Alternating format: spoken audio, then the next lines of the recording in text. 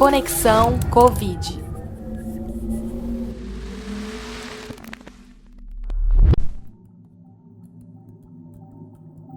Olá! Alguns tipos de vacina pedem que a gente seja imunizado em 2 etapas. A doutora em Ciências da Saúde, Patrícia Bonfim, vai explicar para a gente por que precisamos tomar a segunda dose.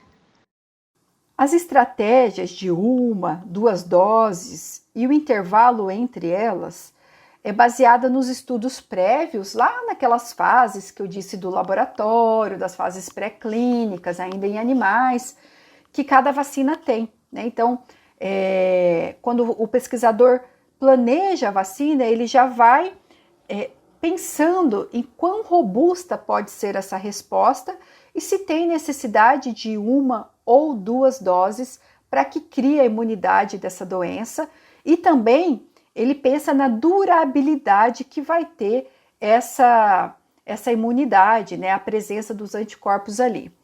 Então, os estudos, né, de quase todas as vacinas que nós temos disponível perceberam que a resposta poderia ser mais robusta e duradoura se nós tivéssemos a segunda dose, né, que também é chamada aí uma dose de reforço. Claro que foram resultados que podem ser alterados agora em vida real. Pode ser que, né, nos estudos que estão acontecendo paralelamente, se veja, por exemplo, que não há necessidade em vida real de ter 2 doses, mas a gente vai ver isso em futuro, nós estamos construindo esse conhecimento. Eu digo assim que, por outro lado também, pode ser que os estudos vejam a necessidade de uma terceira dose. Sim, sabe? Pode ser sim, que a gente tenha necessidade de uma terceira dose. E isso, na verdade, a gente vai construir, né, um conhecimento a longo prazo. A vacina anual é outra coisa que me perguntam bastante. Será que a gente vai ter anualmente uma necessidade de vacina contra a Covid-19, contra o vírus SARS-CoV-2?